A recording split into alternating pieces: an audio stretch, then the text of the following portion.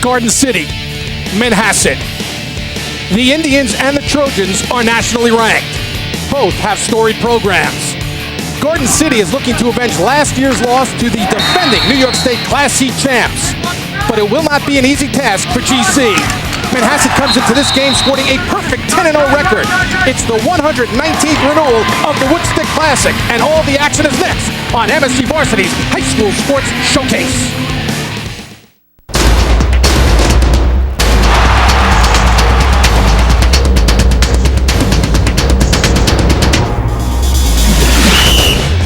MSG Varsity presents High School Sports Showcase this afternoon from Warren King Field on the grounds of Garden City High School on Long Island. It's a tradition like no other in boys lacrosse. It's the Woodstick Classic with Garden City hosting Manhasset.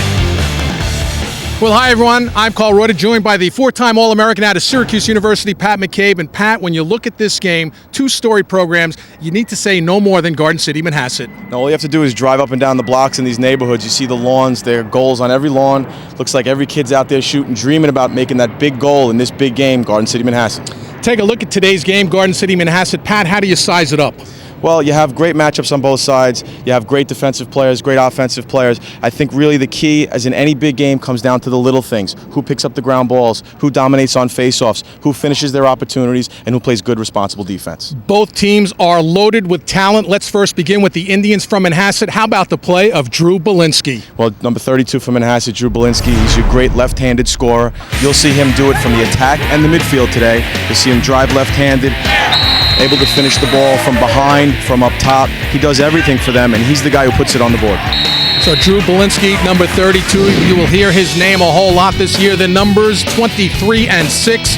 He is going to be a Penn Quaker come the fall. Now on the flip side for Garden City, Pat, you mentioned all the little things. Some of the little things, although they are huge and they are big, the face-offs. That will be in the hands of number 23 for Garden City, Jared Mitchell. Well, when we spoke to Coach Steve Fennell of Garden City earlier in the week, he raved and raved about Jared Mitchell, number 23. He's the guy who ran the second midfield last year, realized that this is the best way for him to help his team win, and that's to dominate in the face-off X. He dedicated himself to being their face-off man, and he's gotten great results for them. Look forward to him do great things today. He's going to have to win those face-offs, get possession. You see what he's done, 65% this year from the X. It's the 119th renewal of the Woodstick Classic. It's Garden City, the Trojans, hosting the Indians from Manhasset. Back with the start of today's game right after this timeout on MSG Varsity.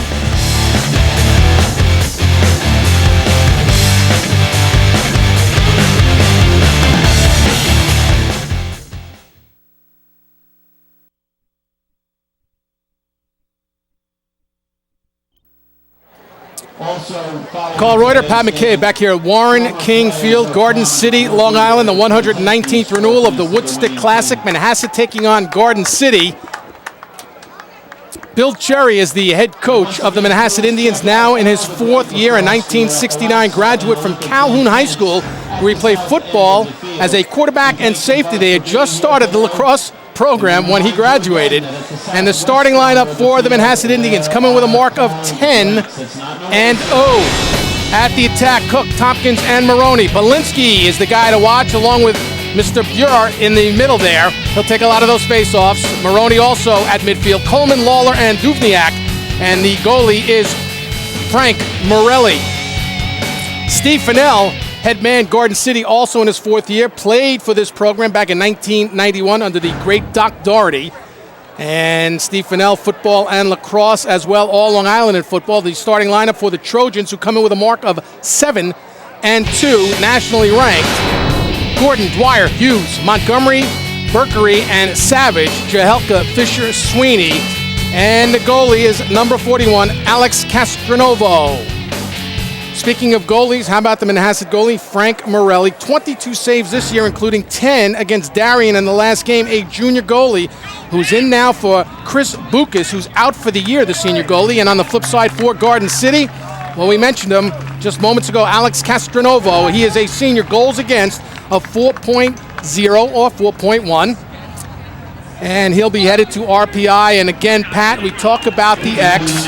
At the X will be number 29, Ricky Buer in the orange jersey for Manhasset. And Jared Mitchell, 65% from that mark this season. And Buer wins that first faceoff. Possession, Manhasset Indians. Nice job there, Buer. Gets the ball out between his legs. Nice, easy possession. Give Manhasset the first opportunity of the day. Set the lineups as we go. Quinn Maroney gets it to the stick of number 11, Chris Cook, leading scorer on the team with 20 goals and 18 assists so far this season. There is Drew Belinsky, number 32. We'll call his number a lot in this one. Belinsky on the campaign, 23-6, had 6 goals, 1 assist last game against Darien. Number 8 is Pat Maroney. He is a senior midi, 2-year starter. Both teams very stingy, Pat, giving up goals, both at right around 4 per game. Belinsky has it poked out of his stick. Chased down from behind by your senior goalie, Alex Castronovo. Nice active play by Castronovo there. Active defense. You know that Garden City is going to be strong on the defense. They look for Belinsky inside for a left-hand opportunity. Slide to him quickly, make the turnover. Bring it up with the long pole, and now Garden City first possession. Checking the lineup there. Number 2 is Devin Dwyer, the third of the Dwyer brothers. Their father is Doug, tremendous coach for many years here under Doc Doherty. 22 is Tom Gordon. Speaking of 22, Tom Gordon, we ran into his father before the game, and he played in this game 30 years ago. Yes, he did. You saw Ryan Lawler from Manhasset get Devin Dwyer on the end line there. Got a little too close to the end line. Lawler, big, strong guy. Dwyer really a bit undersized. He's able to nudge him out of bounds. Poor positioning there. And now I think we're going to have an offside here on Manhasset, which will give possession back to Garden City. Played almost 90 seconds of this first quarter. Bill Cherry, what a job he's done. Longtime assistant under Alan Lowe, who won 511 games during his 32-year tenure. And just like that, a goal and a flag is down. Interesting play there, Carl. You have Devin Dwyer in front of the goal. Okay, looking for a pass. Nobody responsible for him up the field. As the officials talk about this. Lead official, man on the right, Ed Schreiber, probably the best on Long Island. Here you're going to see Dwyer alone in front of the goal. Good look up the field by Garden City. Goalie from Manhasset comes out. You see Frank Morelli come out, try to take the body. It's a clear hit from behind. Players down, ball goes through. Going to be goal for Garden City. And I believe there'll be a loose ball push on Manhasset. There'll be no manpower adjustment. So early on, it's Garden City. And credit the goal to Kevin DeShilly. DeShilly is the senior. That would be his 3rd goal of the season. And once again, we go back to the X. Jared Mitchell fighting with Bure, and Bure once again wins that draw. And they set the lineup with Quinn Maroney, 5 goals and 14 assists on the season for number 4. Manhasset trailing now 1-0 early on. First quarter, 119th renewal of the Woodstick Classic. There you see Bure's versatility. Wins the first one back controlled. The second one he takes it forward, looking for some kind of offensive situation. His ability to win those draws is going to be important. Matt Confort defensively for Garden City. Chased down on the far side by Pat Maroney, the senior midfielder, wearing number 8 for the Manhasset Indians. Faking the shot there is Matt Tompkins. Play behind the cage once again to Quinn Maroney. Again, it's Confort on Maroney. To his left, gives it out to Drew Belinsky. Tough angle, draws it back to his right hand, and he'll go behind now and play. Long pole there. Number 39, Brian Fisher, in tight. Shot knocked down again on the second attempt. And here's Garden City on the clear. To the long pole. It's Brian Fisher. There you see the athleticism and the power of the Garden City defense. Brian Fisher's covering Belinsky, makes a good job. Does a good job of squashing him behind the goal, squeezes him to the pipe, causes a turnover, and then he's the guy in the transition bringing the ball up the field. Here's Devin Dwyer, number 2. Slippery little guy, number 2 for Garden City. Bryant Coleman is 15.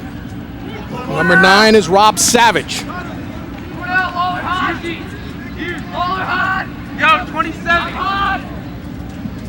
Play it back out high in the stick of Bryant Coleman, number 15, working to his left, working against Pat Maroney.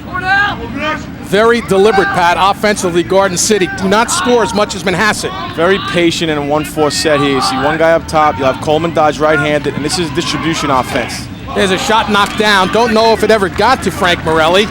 Off the scramble, chasing it down is Dwyer. Tries to save it, but good hustle, but to no avail. It'll be Manhasset ball with 8:01 remaining in this first quarter.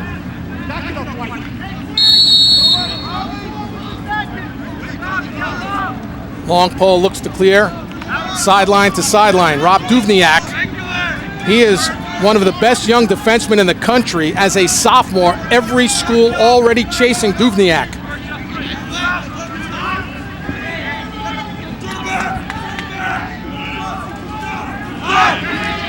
Playing it inside and tight was Chris Cook. Had a retreat.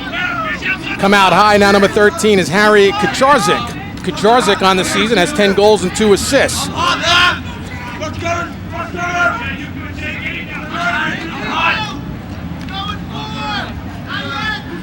We've seen Manhasset here be pretty patient.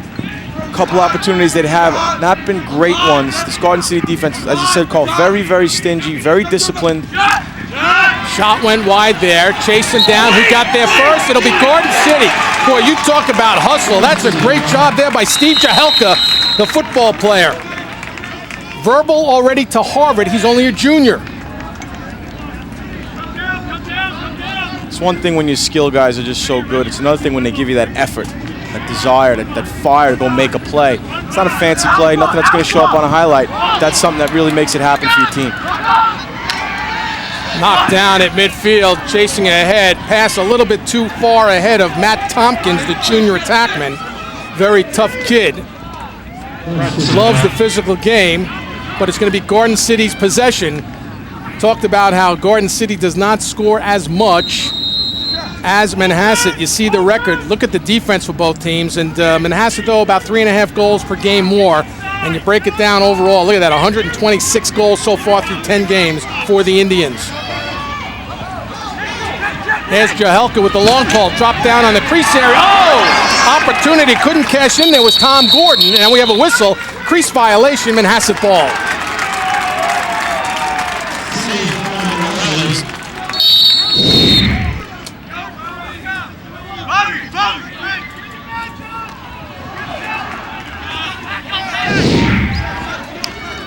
Coming right back with Manhasset now. Halfway through this first quarter. 1-0 on the goal by Kevin DeShilly of Garden City.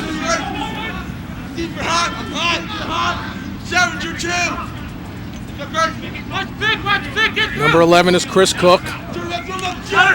Down low and shot in the goal. Oh, that's a beauty on a catch and a shoot there. Put home by Matt Tompkins, his 21st of the year. Tompkins off the feed by number 11, Chris Cook. You see the right-hand carry here by Quinn Maroney. Look inside for Tompkins.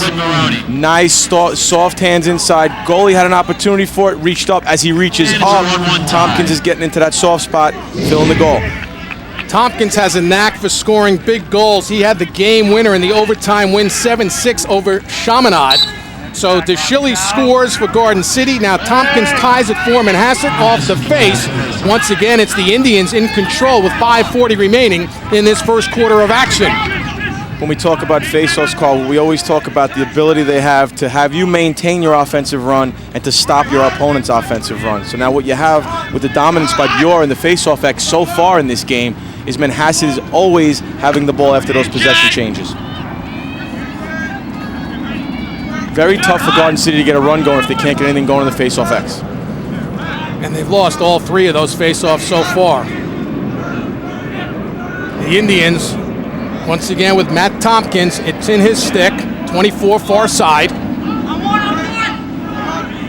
That's Drew Belinsky who slows it down, the quarterback on the football team, Drew Belinsky.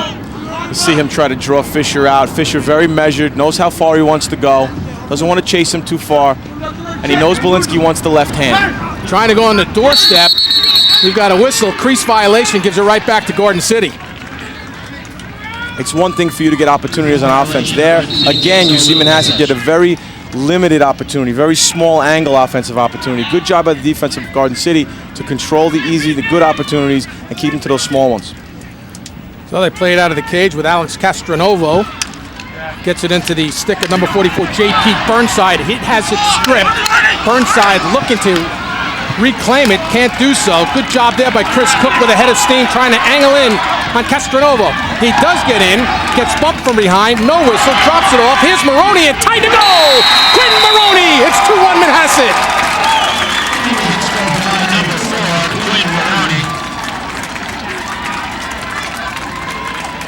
We talked about little things, about riding. Here we get a loose ball.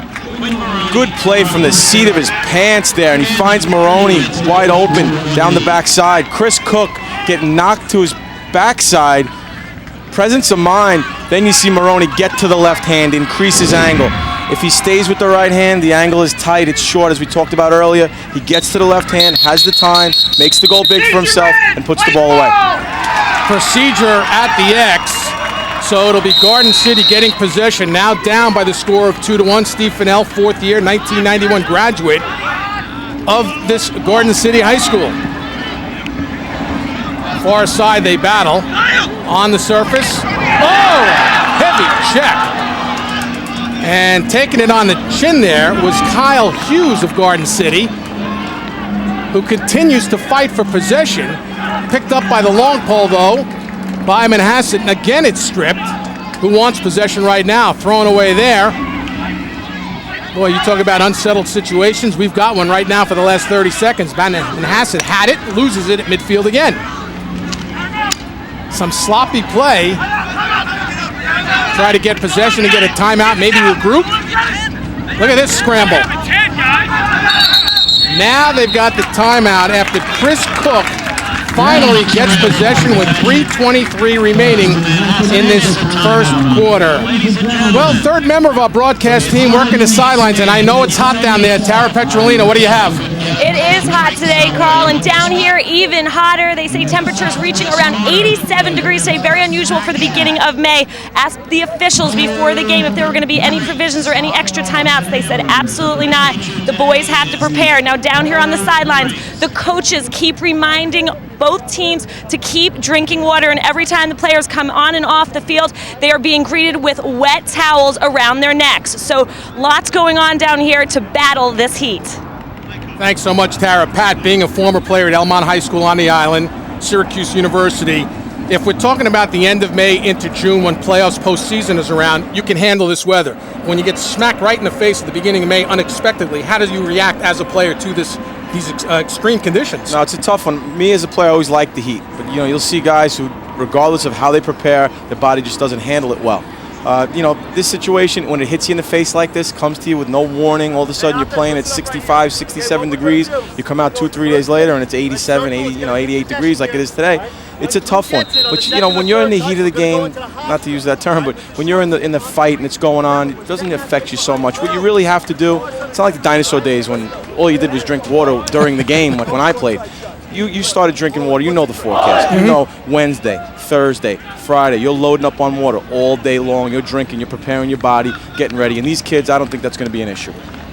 So the timeout has ended. It's 2-1 Manhasset. The go-ahead goal right there by Quinn Maroney. You saw him on your screen.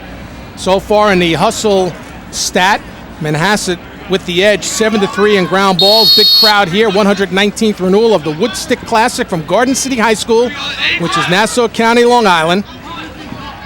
Two storied programs, nationally ranked, two different polls. Manhasset number 3 in the country. That same two different polls, Garden City 15 and 17. So you see the respect that these two schools receive from around the country. Carl, I'm a big stat guy. I believe that those things play a big role, but you look at the disparity in the ground balls, and where's the face-off game? We got a 4-0 edge on the face-offs, and we got a 4 ground ball edge, for Manhasset. So that's part of it. The rest of the game's fairly even, but their ability to control the face-offs is giving them a lot more opportunity. Less than 3 minutes remaining in this first quarter. Drew Belinsky circles. Has that stick in his left hand, reverts back. Oh, nice save there by Castronova, point blank. In the stick now of J.P. Burnside, he gives it up. And Castronova will play catch and now brings it down himself on a clear. What you had there was a nice job of Belinsky trying to figure out where Fisher's leverage was. Where's he leaning on me? Gets him to lean a little bit upfield, then backside rolls him, gets himself inside to the goal. Castronova with a little bit of some room here. Still has it. Poked from his stick, and it's loose and rolling out of bounds. And it will be... Have they signified? Yes, it will be Manhasset. No, that's Garden City. It will be Garden City ball. With 2:06 remaining, first quarter. A couple of subs coming in and out right now. I think both teams, they usually run two midfields, Pat. I think today they will utilize both of those midfields to the fullest. They'll run 6 midfielders, maybe 7 at times, depending on the situation. What you had there, Carl, was a little confusion about whose ball it was. Was that a shot or was it checked out of a stick prior to the shot? What I really like there, though, is the officials, they look to the benches, they explain the call, they let them know what it is, whether they like it or not. This is what the call is, this is our reasoning. Thank you very much. Let's get on with the game. That's Bob Boniello, Ed Schreiber, and Scott Howell blowing the whistle today in the striped shirts here at Garden City High School. 3 veteran officials led by Mr. Schreiber. I could call him Ed because I didn't play. You had to call him Mr. Official and Mr. Schreiber. Happens to be one of my favorites. Just a guy who really knows what he's doing. He respects the players and he expects that respect in return, and he deserves it. And he gets it. Flag is down. Flag is down. This will be against Manhasset. Behind the cage to Devin Dwyer. He lost it. Whistle, and now let's check out the penalty to the Indians. You see Kyle Hughes on a right-hand drive. Big check by Lawler. Really on the glove, but got to the leg as well. The problem for a guy like Lawler he's going to have today is he's matching up against the Kyle Hughes or Devin Dwyer. He's such a big, strong guy that a lot of those checks and those pushes are going to be, construed as a little too much at times. He may have to dial it back as opposed to when he's going against a bigger, stronger guy, and he won't have such an impact. Well, Lawler is huge at 6'4", 215. So man-up situation for Garden City, down by 1, 2-1. Coming up to 60 seconds remaining in this first quarter. Dwyer, go up top. Working around. Dwyer on the doorstep, in tight. Morelli chasing down in the crease area. It's loose. Garden City fighting for it. Look at Morelli coming way out there, number 40. And then finds the stick of Kevin Coleman, number 20. Garden City coming right back with it on a takeaway. Patrick Berkery. That's him, 26 in control.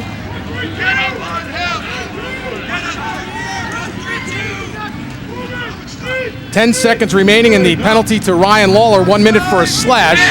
20 seconds left in the quarter. To Shilly, dropping it off. There's a shot knocked to the side. Picked up by the Manhasset defense. And now the Indians look to clear at midfield. Clock winding down, inside 10 seconds. Polinsky had it momentarily. Here's Quinn Maroney. Maroney's got it right down the middle. Maroney goes left side. There's a shot. Oh, what a save by Castronova as the horn sounds. Oh, boy, you talk about a big one as the first period comes to an end. Alex Castronova, a senior. His coach says he loves to attack the shooter. Guess what? He attacked the shooter.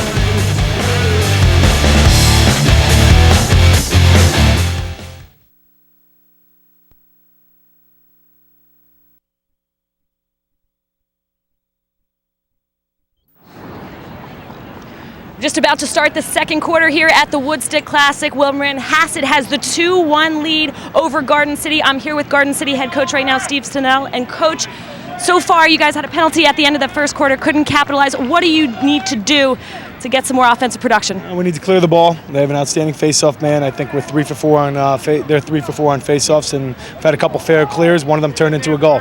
So I think we need to just play with a little bit more poise here in the second quarter. So far, Drew Belinsky's been quiet. How do you feel you guys have contained him? He's the best offensive player on the team. There's a lot of other good guys, but we do have to control him. Unfortunately, I have 2 other guys who've stepped up for them already. All right, Coach, thanks. Good luck to you in the second quarter. Thank you. Charles, back up to you. All right, Tara, thanks so much. As you look at Patrick Berkery, and we go back to the X with Bior. And this time taking the draw was Connor Horrell, the football player and wrestler. And Berkery chasing 26 in the Garden City white and maroon. Still fighting. Billy Sweeney, number 38, with the long pole. Pat, you and I were talking between quarters during the break that the Manhasset ride is incredible so far, and that's pretty much the difference in this game. Well, they're riding in their intensity, you know, they're going after every single clear. They're contesting it. They're not giving anything easy. As you see Garden City come through on a clear here. And a goal! And we're tied at 2. Patrick Berkery, his 11th of the season. Only a sophomore. You see, we talked about the riding. Berkery gets free on a clear, gets to his right hand, low to low. Here you go, he cuts through on the right hand. Nobody comes to him, they come a little bit late. Morelli looks offside, couldn't get to it. Tie ball game. So he scores a goal and he goes to the sideline because he lost his shoe. Big goal. Look at that. Connor Hoyle had the ball, everything stripped, and he gets knocked down. Procedure against Garden City. Connor Hoyle is a tough guy. You don't want to mess with him. He's a tremendous wrestler, a great football player. To say the least, he likes to play the physical side. Well, since they've gone to Hoyle, you've seen a difference in the acts. You've seen the face-offs become much more contested, not a one-way street anymore. Good move here by Garden City making that adjustment. Pat, could sometimes muscle and whirl be better than the finesse of maybe a Jared Mitchell? Funny thing about those situations is matchups are different. I could dominate you, but you couldn't dominate Tara. You know, you never know. You never know what it's going to be. So, because A beats B and B beats C doesn't mean A beats C all the time. That's a Walt Sopsian transitive property he'd throw at you. I can't dominate her. She beat me in the game of horse. Are you kidding?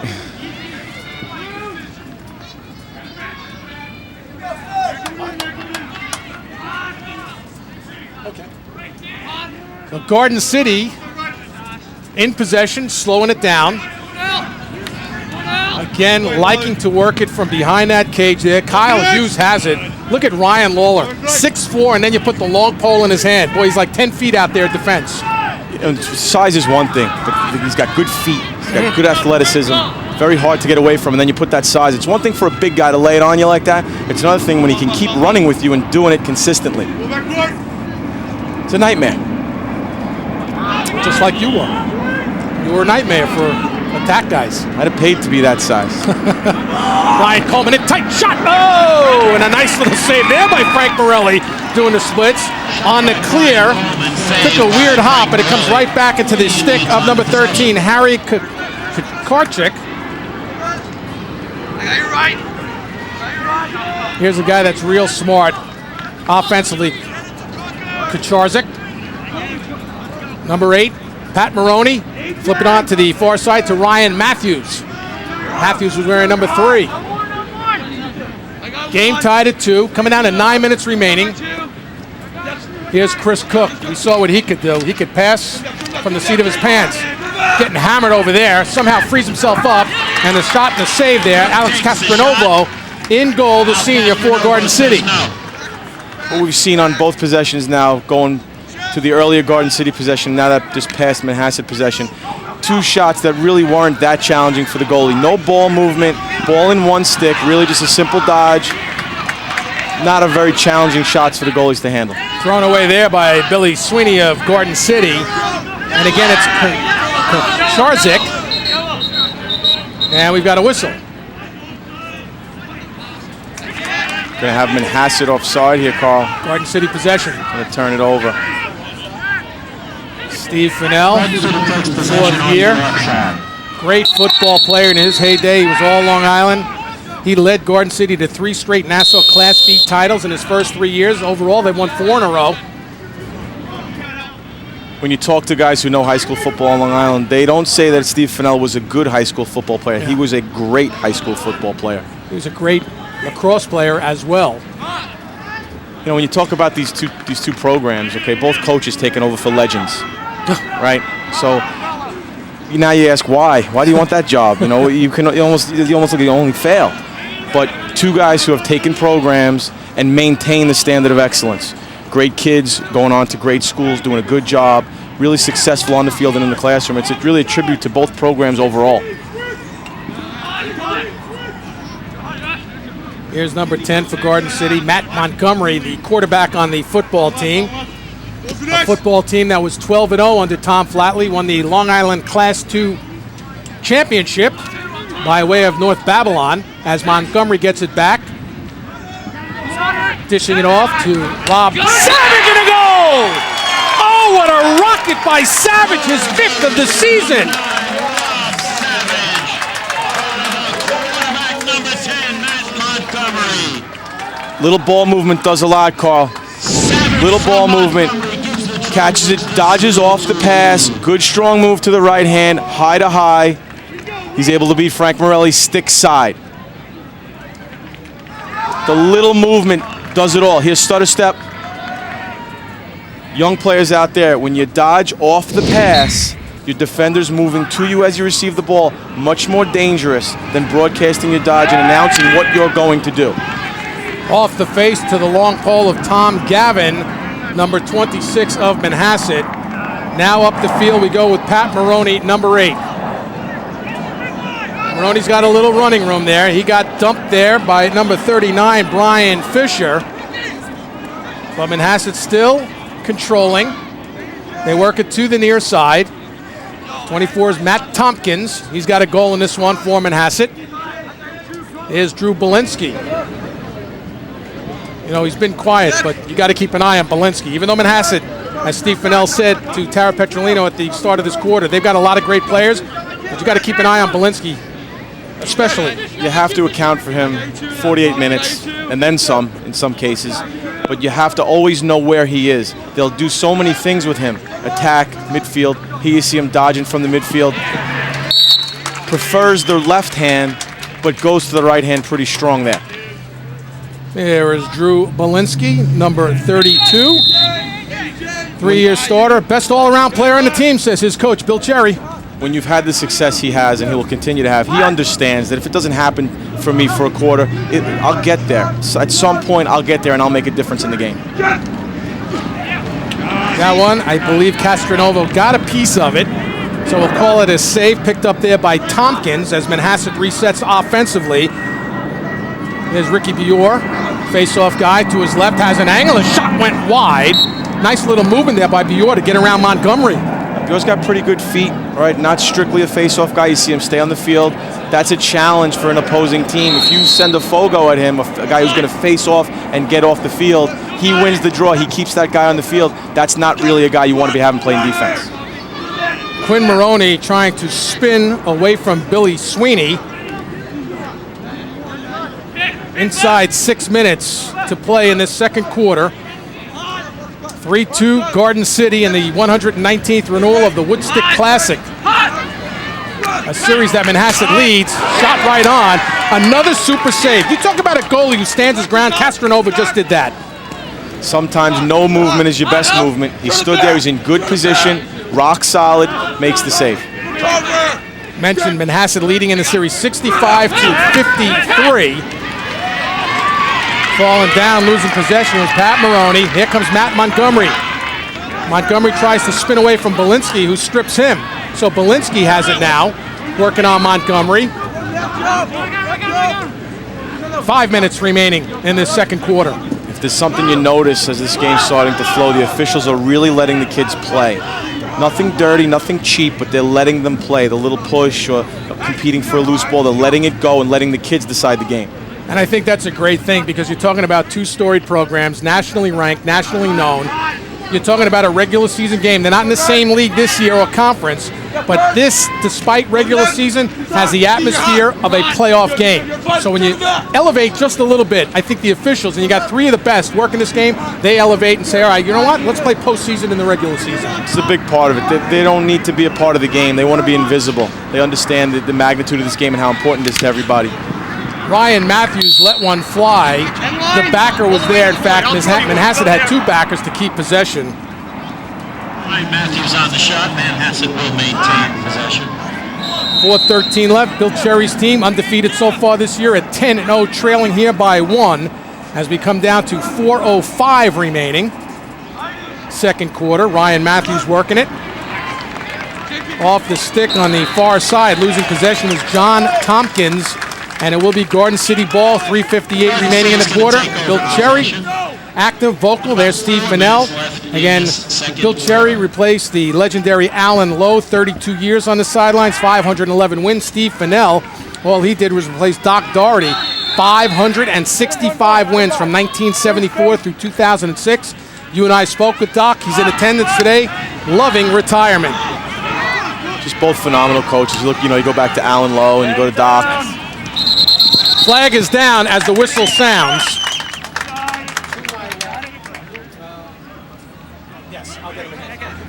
Let's check out the flag. In fact, there were two flags thrown, one on the far side right in front of the Garden City bench where Steve Fennell is.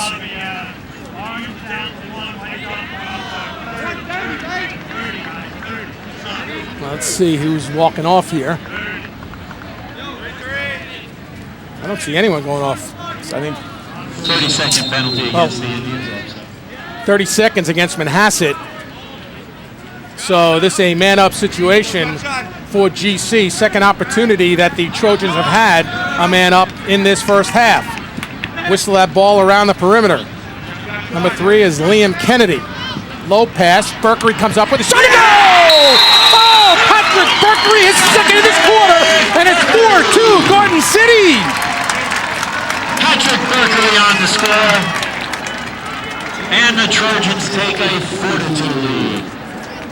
something you really don't want to do on extra man is dodge, but Berkery gets Ryan Lawler extended a little too far, a little bit out of control here. You see him, gets his feet moving. Lawler drags, gets a piece of his stick. That may have had something to do with Morelli having trouble picking that ball up. Might have expected it at a certain angle. Lawler's stick brings Berkery's down, changes the plane of the shot. Tough one to pick up. Patrick Berkery's only a sophomore. He's showing some great things here in a huge game. Procedure called off the X. And it will be Garden City possession. Connor Horrell, I'll tell you, since he went in there at the faceoff, he's done nothing but great things for Garden City. Which just shows you that's really just sometimes technique is part of it, but intensity and the willingness to go out and compete and refuse to lose. You have to fight it out. Just don't allow the opposing guy to get the ball out and control it, and then just make it a dogfight, and then the better man will win. Connor McDonald, number 17, a sophomore, first appearance on the field right now that we're calling his name, playing behind the cage. 2:45 remaining in this second quarter. Garden City has doubled up Manhasset. Garden City at 7-2 on the campaign. Manhasset is 10-0. Double team, but McDonald still has possession. Now gives it up. Comes to the top there with number 21, Jim Kenny, a senior midi. Flips it far side to Tom Gordon, number 22. Carl, you talked about the face-off matchups and how they're, you talked about wrestling, and you talked about what a football player Connor Horrell is. Well, that's a wrestling match. That's a nose guard against the center. That's the kind of competition it is there. Their helmets will look like a center and a nose guard after the game. All that wear and tear, banging each other all day. Here's Jared Mitchell. He's back in there. Devin Dwyer looking to turn the corner. Tough angle. His shot knocked to the side. But you've got to keep an eye on Devin Dwyer throughout because he's so slippery. He's got super stick skills. He's very, very bright, knows how to get the job done. Steve Fennell talks about his ability to exploit bad angles by defense. There you see him. He gives you a little half step to the right, gets the defender moving. Then he goes hard to his left, gets a good angle for himself, bad angle for the defender. Might want to take a couple more steps to get above the plane of the goal, but a good opportunity for him nonetheless. Pat, you mentioned Steve Fennell. Let's go down to the sidelines. Once again, Tara Petrolino has a whole lot about Steve Fennell and his counterpart, Bill Cherry. Tara? Thanks, Carl. Well, it's no surprise that Steve and Bill are both very good friends. It's something that everyone has been talking about, and they have been friends as players, assistant coaches, and then when they both took over their respective programs 4 years ago, they knew they needed to help one another out.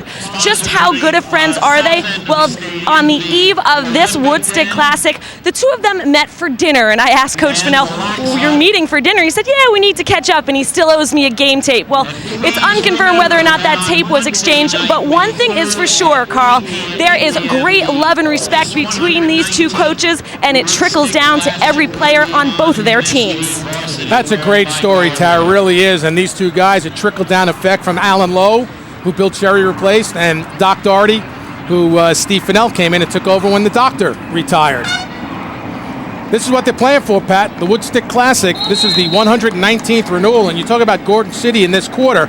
3 out of 4 faceoffs won. has led to the 3 goals in this quarter for the 4-2 lead. Yeah, we said, at the top, these things were going to be important. They control the flow of the game, but going back to that plaque, as both coaches told us, you don't want to spend a year waiting to get that thing back. No.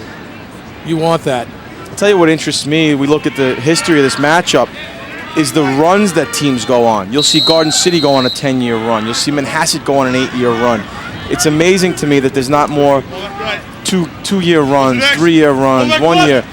The runs are amazing to me and how much one team can dominate this matchup for almost decades at a time. Well, when you talk to Bill Cherry, he said this game is the fabric of both communities. Steve Fennell says this game is second to none. They circle the date on the calendar when the season begins. Hey, there's the Woodstick game. Let's go get it. 90 seconds remain in the second quarter, and it's 4-2 in favor of Garden City. Bill Cherry's Indians down by a couple now.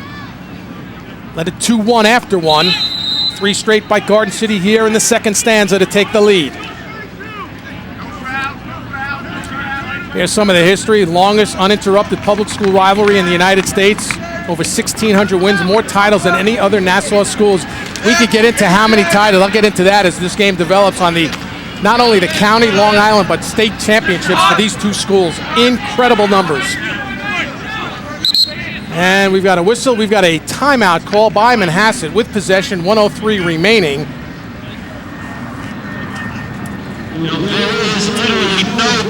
And Pat, as long as I have this moment, guess what I'm going to tell you? For the latest news in high school sports, it's Jared Greenberg and Shauna Ryan giving you all the coverage on High School Sports Desk. High School Sports Desk, weeknights at 7 p.m., only on MSG Varsity.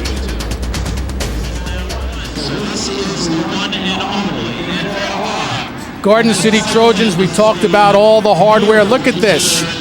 18 Nassau County titles. They've won the last 4, 3 straight under Steve Fennell. 13 Long Island championships and 4 New York State titles. Those under the doctor, Doc Doherty, 565 wins. On the flip side, woohoo, you know what? The numbers just about the same. 16 Nassau County titles, including last year, 13 Long Island championships, 3 New York States, and they are the defending New York State Class C champs, the Indians. So when you talk about storied programs, now you see the numbers, and they equate to being nationally ranked. Not too shabby, but they don't even mention how many great players they've sent to the next level. Where do you want to go? How many great collegiate players, how many great players on the professional level they've turned out. It's endless. You can go on and on and on about what these programs have turned out and what they mean to their communities. That's really the theme. Whether it be Garden City or Manhasset, lacrosse is a big part of who those towns are. I talked earlier about, you go up and down the road, you see the goals on the front lawn. You see that 10-year-old kid shooting the ball, thinking about, and we use the example of this game, scoring the game winner. They've all been that young kid, and they're going to be that next guy. They're going to be that collegiate athlete. They're going to be that guy who plays professionally. Sun-drenched crowd here. Temperatures hovering around 85 to about 90 degrees for the 119th renewal of the Woodstick Classic being played here at Garden City High School, which is Nassau County, Long Island. And now Manhasset with an opportunity as Bill Cherry looks on in the final minute or so here of this first half.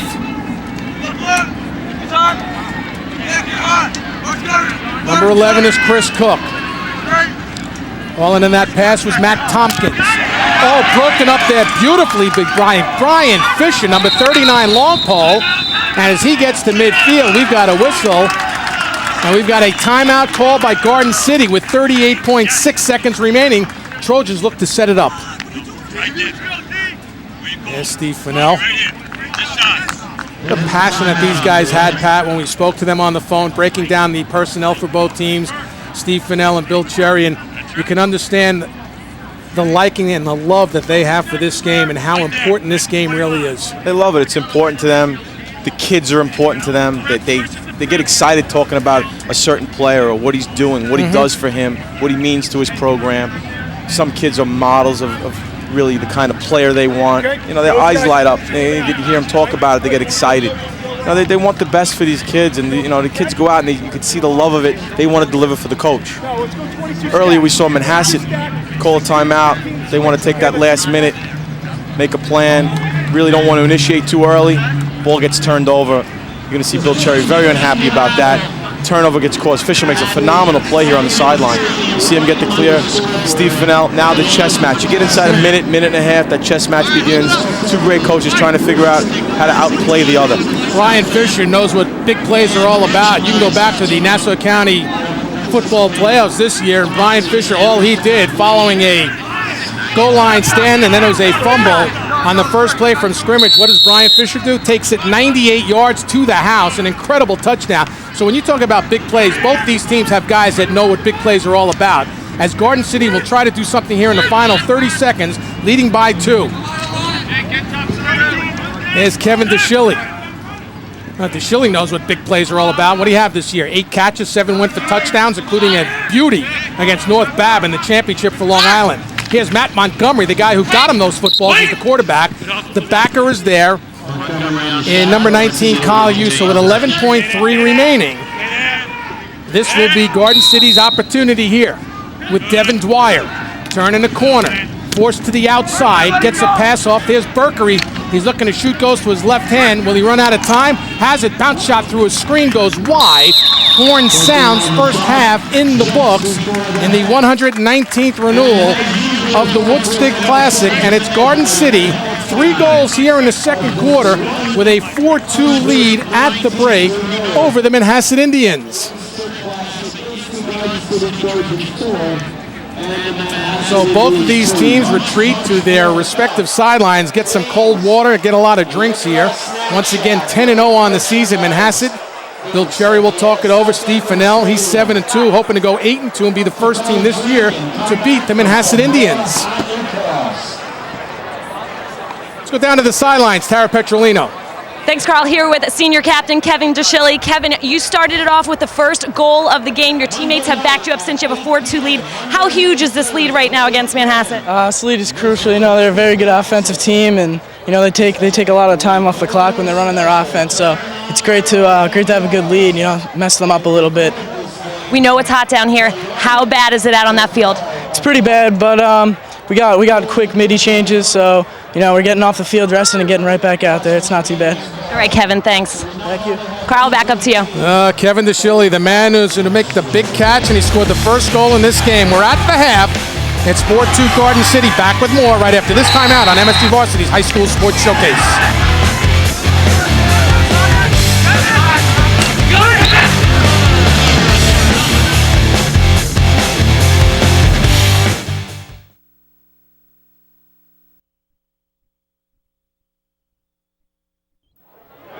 Welcome back to the 119th meeting of the Woodstick Classic, where Garden City has the 4-2 edge over Manhasset right now at the half. And over the last couple of weeks, our very own Lauren Brill has been busy visiting both of these teams, trying to gain a little perspective on this rivalry and finding out exactly how much this game means to the coaches and players. Hey, you guys did.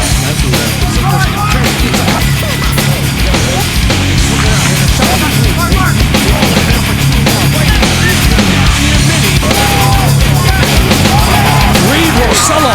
You see the defenseman going to Hobart, but picking up the loose change and scoring. It's electric. You know, it's just it's a big stage. The kids are really pumped. The fans are pumped. There's a shot at the cage and a goal, breaking through. A lot of guys put in a lot of hard work, a lot of late hours on their own. Go all in, 1, 2, 3. All in. It's intense. It's packed. The whole team's high strung from the bench to the people playing. They're not talking about a state championship or even the playoffs. They are talking about the most prestigious rivalry of the regular season, the Woodstick Classic.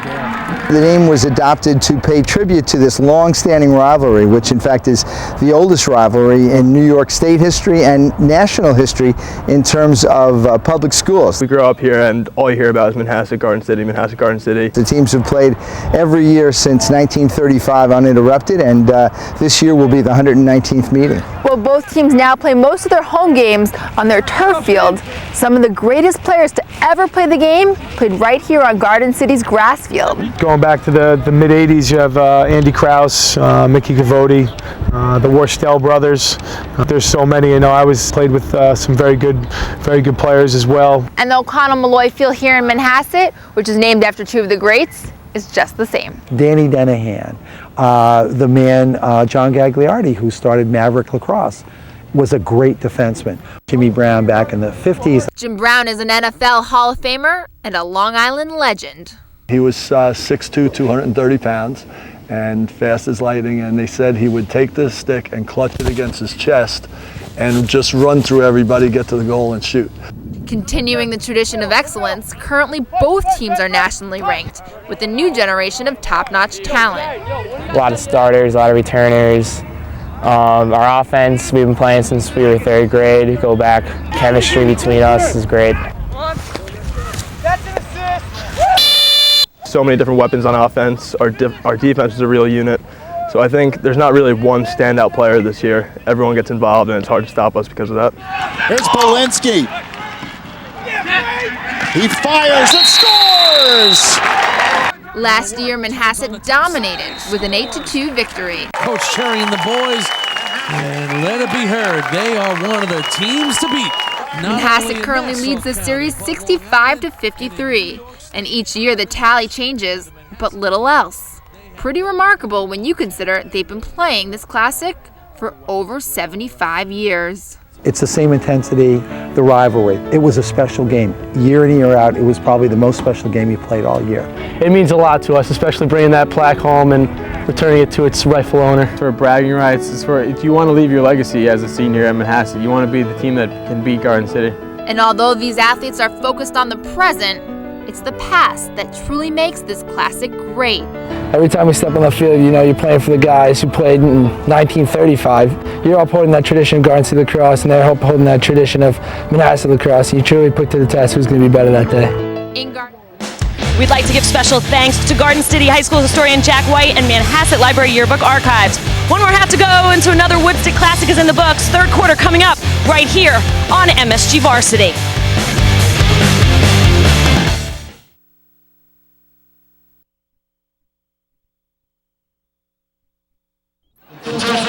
Paul Reuter along with Pat McCabe, just about ready for the start of the third quarter. Let's go down to the sidelines once again with Tara Petrolino. Okay, thanks, Carl. I'm with Manhasset senior Drew Belinsky. Drew, you guys down 4-2 right now at the half. What did your coaches say to you during that break?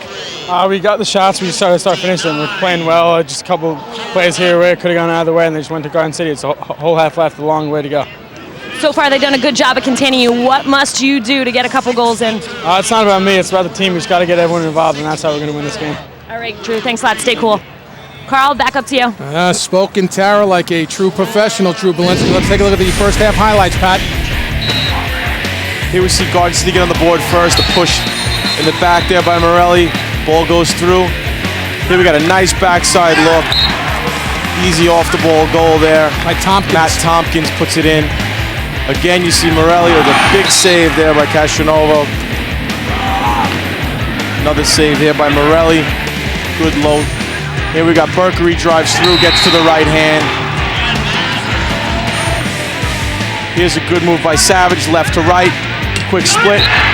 High to high beats Morelli. Here we have Berkery again, goes hard to the right hand. Good late check by Lawler. Changes the plane of the goal and he puts it in.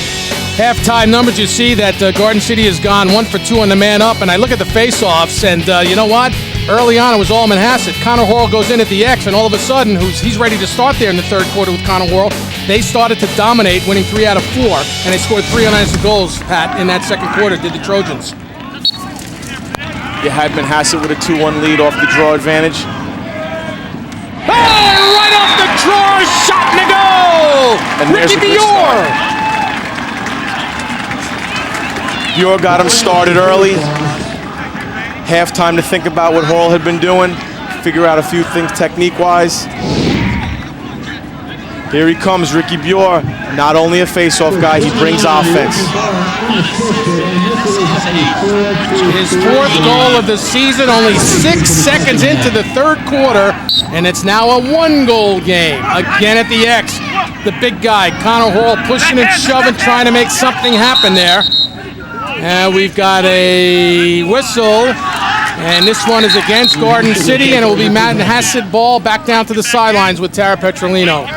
All All right, thanks, Carl, so much. We just saw Ricky Burr score 6 seconds into this third quarter, and you know what? This is a legacy game for him, as his father, Rick, played in it, as well as his sisters, Lindsay and Caroline. We know this is the Garden City Manhasset Field Day, and the girls will be playing after, so that rivalry just as intense. So he said he grew up coming to these games. He has great pride in the fact that he's now on the field and right here scoring that first goal of the third quarter, trying to make the most of it. Guys?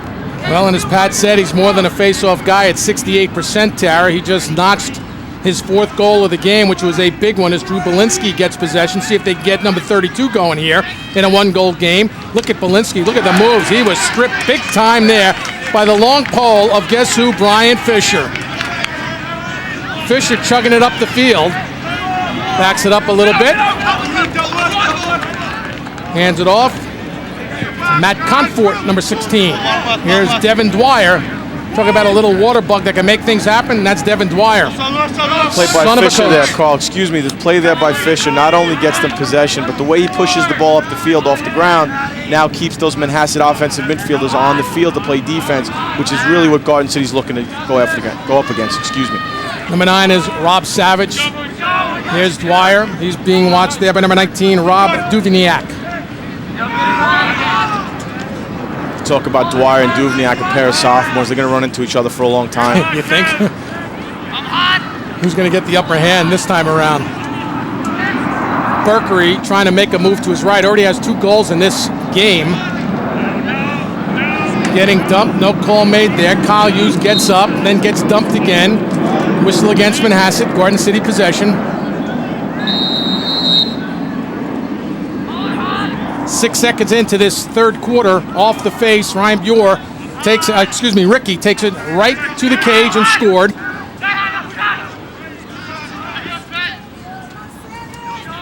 Garden City taking their time here. You don't see a lot of initiation driving to the goal here. They want to take a little bit of time, a little patience here as you see Dwyer drive right-handed. Backpedaling, try to reverse his field. Errant pass, chase for it now at midfield. Manhasset comes on with it. Manhasset's got numbers. Taking a shot, got shot to goal! Tie game! Pat Maroney! His 11th of the season! And this game is all tied at 4. What had Manhasset going earlier was the riding game. This is very similar. Ball turned over. Maroney comes up with the ball on the loose one, drives right-handed, puts a nice shot, low to high on a bounce into the high corner past Castronova. Again, hustle plays by the Manhasset attack, making things happen for him. So Pat Maroney, the senior, going to Amherst, 2-year starter. Very smart player. Coach Bill Cherry says he has great game sense. Ties the game at 4. Here's Tom Gordon. Gordon's got 14 and 3 this year. Pretty much have quieted him down on this field this afternoon. Here's Kevin DeShilly. DeShilly looks to move to his left. Backs it up, gives it to Gordon. DeShilly scored the game's first goal. It's Ryan Coleman, 15. Trying to get an edge there. Morelli might have gotten a stick off the shot there of Connor McDonald. Put right back in by Garden City.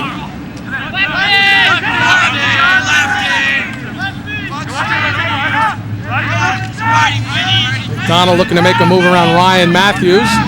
Gives it up to Brian Coleman. Trying to underhand that shot there was DeShilly, knocked down before it reached Morelli. Manhasset has it with the long pole. Here's Duvignac, number 19, looks to clear. Nice job there by Kevin Coleman, finding the loose ball. I believe he's the one who knocked it down, gets to it, secures a clear for Manhasset. And a bad pass that will roll out of bounds, and that quick possession is turned over back to Garden City in a game tied at 4. You know, Bill Cherry won't be happy with that turnover, but when you talk to him during the week, they want to run a little bit. They want to try to push the tempo, and that's what they're trying to do there. When you push, when you try to speed the game up a little bit, you're going to make those mistakes, and you have to live with them at times. See, Bill Cherry, yes, was he hot? Yeah, but he's also teaching on those sidelines as well. in tight. Morelli got it off the stick of Berkery, who was looking for his third goal of the game. And coming back the other way, the Indians from Manhasset. Here's Quinn Maroney, number 4. Gets it up to number 13. Kacharzik, that's Harry Kacharzik. Watch there by Matt Montgomery. Kacharzik angles off. Gets it out to Pat Maroney.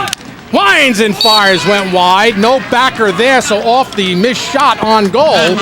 This will be Garden City possession. Here we see the big right-handed shot up top from Maroney. Good active play by Castronovo getting back. No backer support. What you saw there was Harry Kacharzik. He inverted, meaning the short stick gets behind to carry against the short stick defensively. And what we didn't catch was Garden City went to a zone off of that. They're definitely worried about Kacharzik carrying the ball behind and exposing them defensively, so they're shifting to a zone whenever they do that. So Garden City coming right back offensively. 5 minutes gone by here in the third quarter. 2 goals by Manhasset in this frame. Tied the game at 4. Tom Gordon plays behind. Coming out towards the near side, Gordon. Watch there, Kevin Coleman, number 20, one of the captains on this Manhasset team. Ricky Dior and Drew Belinsky are the others.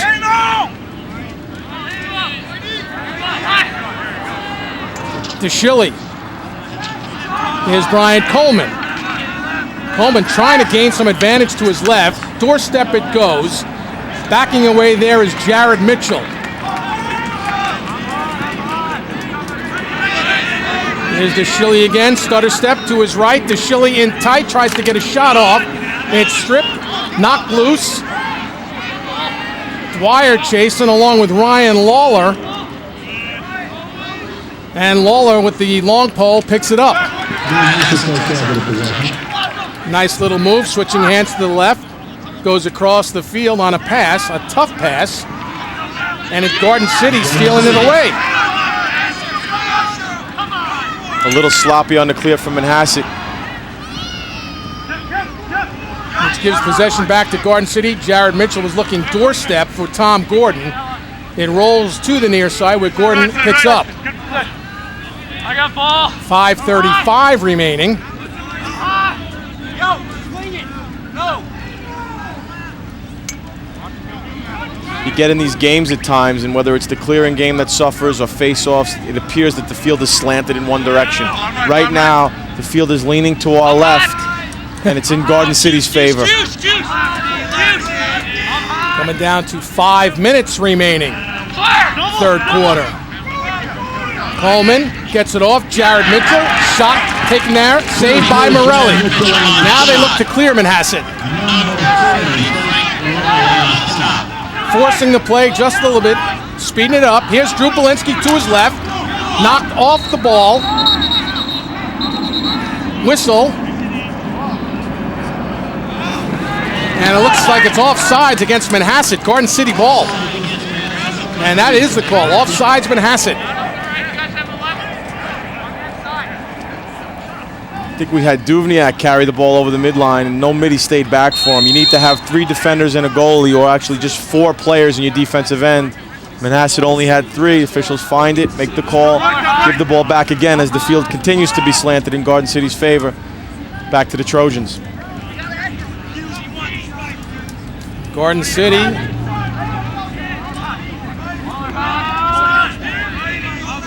Here's Berkery. Limped off moments ago, but apparently he's okay, and he's back on this attack. Matt Montgomery. Oh, dangerous pass, but Garden City escapes it. There's Berkery. And Morelli, I believe, got a piece. Back of there is Dwyer. Garden City put it right back in with 4:13 left, third quarter. Tom Gordon. Gordon off that spin. Shot. Backer again is Dwyer. Good move there by Gordon. Makes a good hard right-handed move, but Kevin Coleman's on his hands, pestering him, doesn't really get everything on it.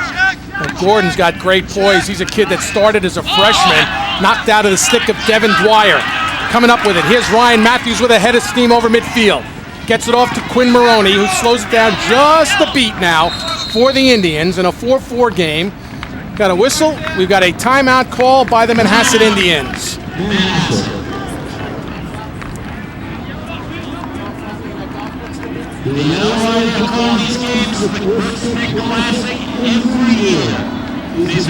So with 3:48 remaining in this third quarter, timeout Manhasset in a 4-4 game. Look who's looking on. Great to see the big guy, Tom Flatley. Had a little accident about a month or so ago, went through a little rehab, and you talk about a guy who knows how to coach football. I believe it's 25 years now, Garden City football, an incredible record. He's close to 75 or 80% wins. But when you talk to most people, as much as he knows football, Tom Flatley might be the foremost authority in the game of lacrosse. You want to get Tom Flatley, who's a soft-spoken guy, going, you talk lacrosse, and he'll keep going until next May 1st. He's seen all the great ones. He's coached many of them. He watched Jimmy Brown play. He's seen it all. You know, he understands the game, and really, he's a coach. He's a teacher. So regardless of the game, he understands it, knows the mechanics of it, knows how it works. But lacrosse, you know, everybody who's encountered him has learned a lot from him, and it's a lot of fun to talk to him because he's a little bit dry at times. You know, he can kind of put you off a little bit, but when you get into that conversation and you get him engaged, it's really a pleasure. He loves it. He loves it. He sends so many guys off to schools, and great educator, a great teacher. Steve Fennell learned a lot of his lacrosse from Doc Doherty, and of course Tom Flatley. You see here some of the guys. Montgomery is going to Tufts. DeShilly's going to Connecticut College. Look at Sweeney going to Bentley. Jared Mitchell, Washington, and Lee. You're not only talking about athletes on these two schools, you're talking about, and I emphasize the word student. These are true student athletes out of these two programs. They're not just lacrosse players or football players. They're student athletes for Bill Cherry and Steve Fennell. Now, they get it done in the classroom, too. You know, they do it everywhere. Take a look at what Bill Cherry and some of the guys, where he's going. Look at this. Look at this list. Couple of Amherst there. Hey, look at that. Ricky Bior going off to Syracuse, your old school. Brian Petrarca going off to Villanova. Zach Gunsberg, Muhlenberg, another Washington and Lee for Nick Zanettis. I mean, again, you're talking about student athletes, and we emphasize that here at MSU Varsity High School Sports Showcase. What I really like about a lot of these situations is you get kids who compete like crazy for 2, 3, 4 years in high school, and then they become teammates at the next level. They really, you know, they've such a respect for each other. They become teammates. They ride back and forth home from school together, and friendships are formed through these rivalries. Here's Bior, left-hand shot backwards there. And Pat, you know, I've covered all these sports on the island. And all the years of covering all the sports, the lacrosse community, I think, is a very, very tight group. The fraternity there, sorority for the girls, but lacrosse fraternity, very, very tight. You will cross paths with a guy you played in high school 45, 50 years later. Friendships are formed on the field, whether you're teammates or competitors. There's a shot. Castronova might have swept it wide off the stick of Pat Maroney. And it's all based on respect, really. You know, you respect someone who you compete against. You compete hard and clean for the period of time you play that game, and then afterwards, you know, you exchange kind words, you go through whatever it is, and at some point a friendship is formed that goes beyond the game, and that's really the pleasure in it. Inside 3 minutes, as Maroney has it. His pass is knocked down, chased down by Drew Belinsky. Right him there is Brian Fisher with the long pole. Fisher was all over him. Here's Chris Cook, number 11. Game tied at 4. Garden City led 4-2 at the break. 2 goals here in this third quarter by Manhasset have tied it. In fact, the first one was 6 seconds in off the face-off. Ricky Bior takes it right to the house.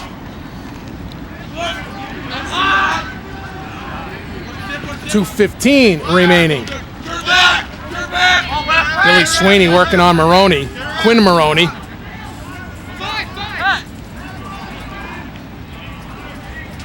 Long possession here for Manhasset. Here's Pat Maroney. Matt Comfort is there, number 16 for GC.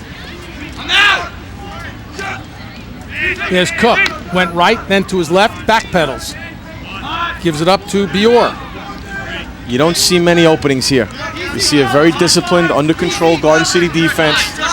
Manhasset trying to figure out how can we get in here, how can we penetrate, how can we extend the defense, and they're just not able to do it at this point.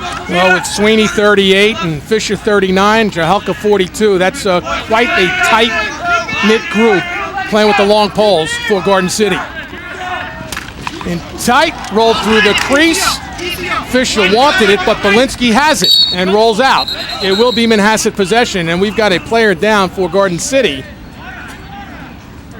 as the whistle sounds with 1:16 left.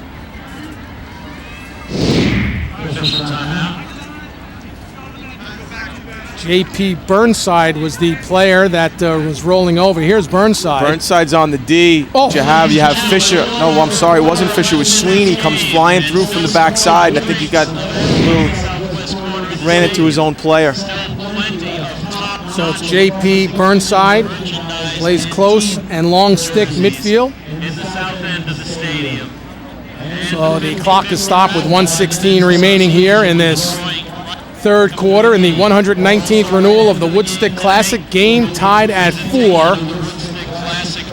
And it looks like Burnside is going to be able to get up under his own power, which is always a great sign. He'll walk off.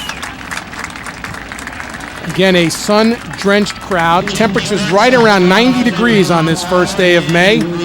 They have seen, I mean, is it cliche to say that they've seen a classic again? When these two teams get together, you have nothing but great games. Yes, Manhasset won last year 8-2, but for the most part, these games are very, very close. 2-3 goals, maybe. That's why they don't call it the Woodstick game.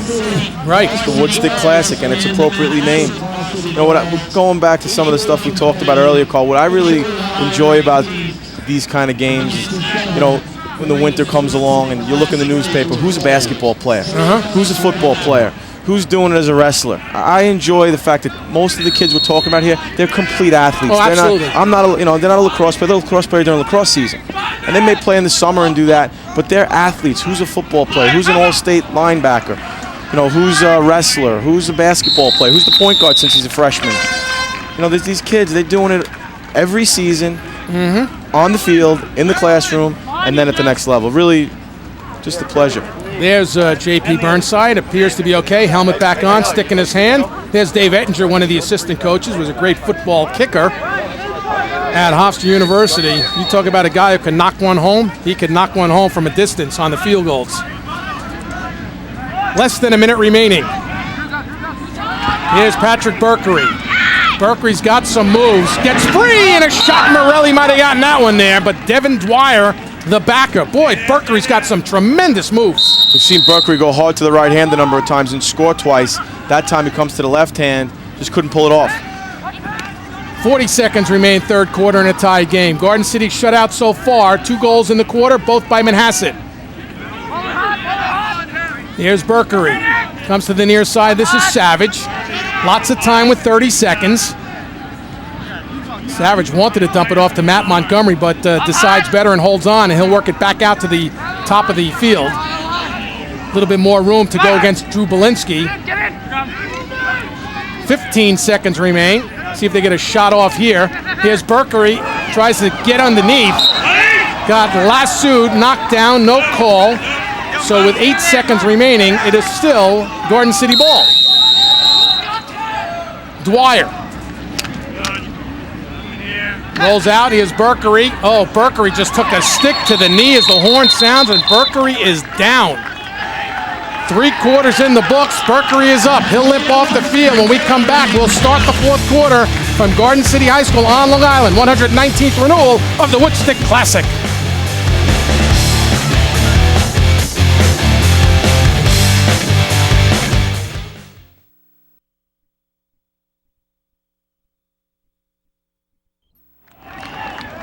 About to start the fourth quarter of this Woodstick Classic, and no surprise here that Manhasset and Garden City are all knotted up at 4. I'm here right now with Manhasset head coach Bill Cherry, and coach, a huge third quarter for you guys. Lots of offensive firepower. What was the difference maker there in that quarter?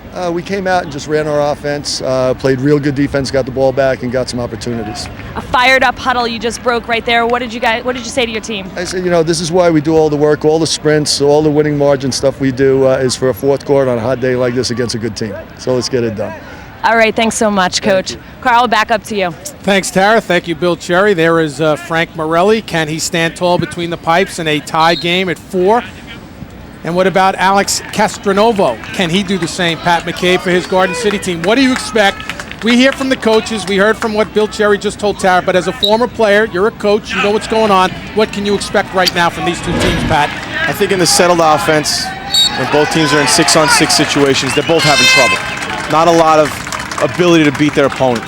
So I think what you're going to have here, whether it be off the face-off, off loose balls, or off mistakes, is you're going to have some type of transition situations that are going to lead to what really takes this game over the top. You got 11:53 left. It's going to be a couple little things. It's going to be a loose ball. It's going to be an errant pass. It's going to be a guy making a great shot in transition. I believe it's going to be something like that, as opposed to the 6-on-6 offense, which both teams are really struggling with. Well, I'll tell you right now, excuse me, Pat, that the team that scores the 5th goal, the go-ahead goal, that will be a huge one, even though there'll be a lot of time left on the clock. Maybe there won't be a lot of time left on the clock. This is a Garden City team that scores about 9 a game, gives up about 4, and Manhasset 12 plus a game, giving up only around 4. So both teams defensively are right at their season numbers. Offensively, both are down. Wind picking up a little bit. Old Glory is blowing across the field, which is helping the players a little bit here, as we are about 1 minute into the 4th quarter of action in the 119th renewal of the Woodstick Classic. Getting knocked down, shoved off the ball there. I believe that's Belinsky. And Drew Belinsky has really yet to find his game in this one, but he said it's not about me scoring goals. We heard him at halftime. It's not about me. It's about the team. And right now, if the team scored and won 5-4, Belinsky could care less if he scored a goal. If he doesn't register a point and his team comes out with the victory, he'll be happy with that. But he knows he's going to have to do something, whether it be as a decoy, whether it be as the go-to guy to make the play. Somewhere he'll factor into it if his team's going to be successful. There's Kevin DeShilly, had it knocked from his stick. A flag is down on the field. Flag is down. Let's check it out right now.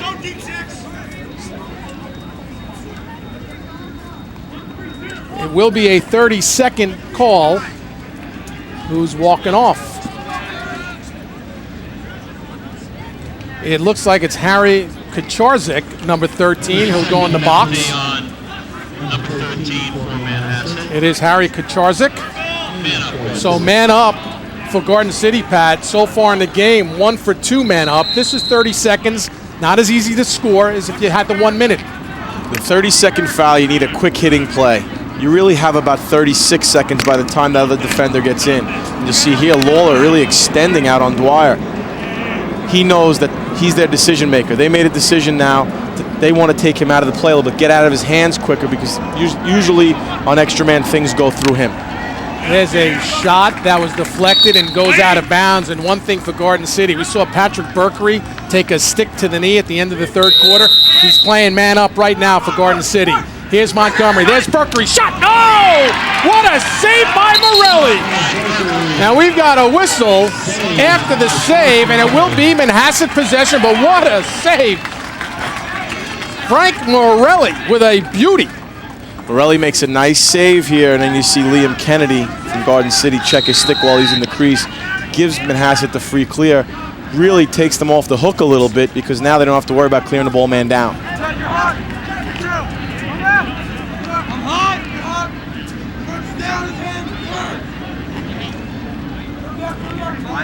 Manhasset now. 2 minutes into this 4th quarter. Playing there with John Thomas, number 15. Ryan Matthews is number 3. Behind the cage with Chris Cook. Cook being watched there by J.P. Burnside. Good to see him back on the field for Garden City.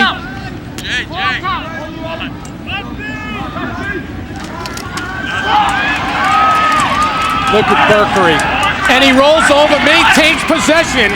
And now off that unsettled situation, dishing off a pass, a little tic-tac-toe. Oh, Morelli again with a gorgeous save. Oh, Frank Morelli, Pat, has answered the call here in the 4th quarter to keep this game tied at 4.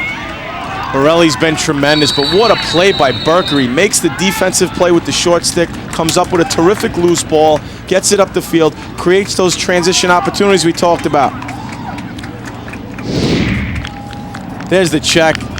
Berkery comes up with the ball, falls down, gets up, never gives up on a play, moves the ball to the point, ends up down low. Huge save by Morelli. Like I told you earlier, Carl, it's gonna come down to goaltending. No doubt about it. It'll come down to goaltending in the end.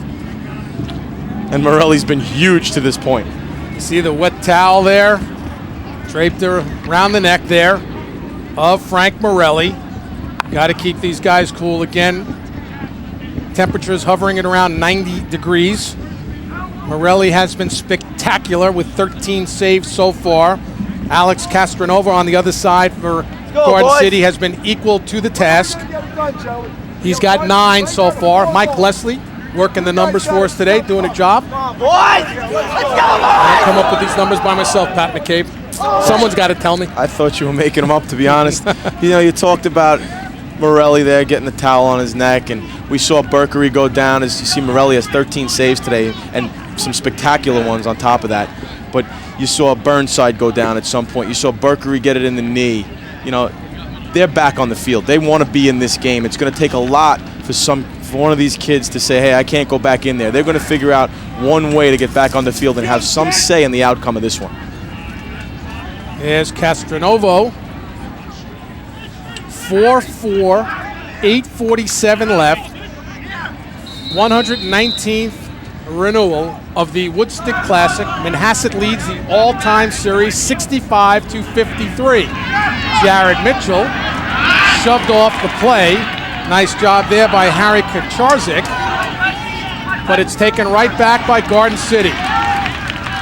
That was a move by Matt Montgomery. Dumped from behind. Flag is down. Matt Montgomery making the moves like he was that football quarterback, running the option for Tom Flatley. You see Matt Montgomery in the open field where he's real comfortable. You see Ryan Matthews a little careless with the stick, a little too much swing there. Very often an official, when he sees that stick get brought back so far, regardless of where it ends up, the flag goes down. Ryan Matthews is only a sophomore. He's a major college prospect. His dad, Greg, All-American, played over at Hopkins. Now again, man up. Garden City in a 4-4 game. And this being the 60-second variety, so a little bit more time. Now you see Devin Dwyer playing up top before he's behind the cage. Man up right now. Whip it behind. 15 is Brian Coleman. A lot of catching, a lot of passing here. 22 is Tom Gordon. There's Berkery. There's the drop-off. Trying to just angle in and get some sort of an advantage to duck underneath and get a shot. Is that going to be an errant pass? No, it won't. Chased down there nicely by Kyle Hughes. Here's Gordon. His dad, Tom, is watching the game. Shot to goal! Oh, the coach's son, Devin Dwyer. The last of 3 Dwyer brothers puts Garden City on top on a man-up goal, 5-4.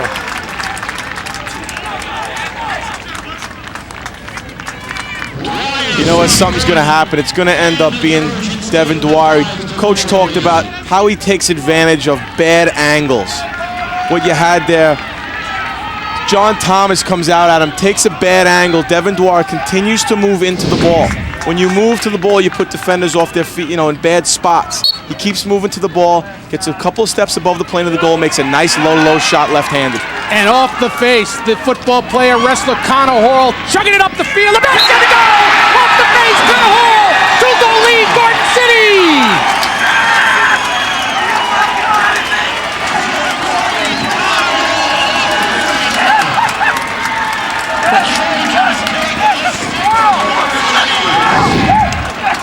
You see Cole driving to his left hand here, Connor Hall. Gets those hands back, being pestered by the defender. You see Tom Gavin trying to stay with him.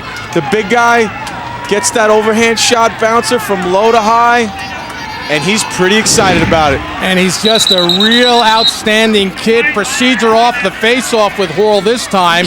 Gives possession to Manhasset, but the big guy, number 8, gives Garden City a 2-goal bulge with less than 7.5 remaining. 2 goals, 10 seconds, Garden City.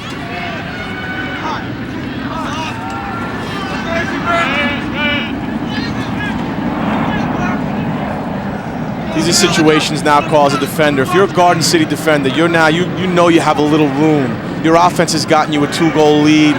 You know how good you are defensively. Now you really you look for that opportunity. You want to make the play. You want to make stop after stop and make your offense's plays stand up. There's Pat Maroney, number 8, gets it out there. To number 29 is Ricky Bior. Now you might see Manhasset, although there's a lot of time with 6:40 left, might see them pick up the pace a little bit offensively here, Pat. We'd like to see it, but you have Connor McDonald, number 17 for Garden City. He's shutting Drew Belinsky off. Won't allow him to get the ball. He's doing everything he can to deny him the ball. Here's Chris Cook. He's knocked to his butt. And there is a flag down. Boy, Chris Cook took a hit there. It might be from behind that call, and that's why we have the flag. That's Burnside. You see Burnside, a little bit of a push in the back, and then Fisher comes through and kind of cleans him out.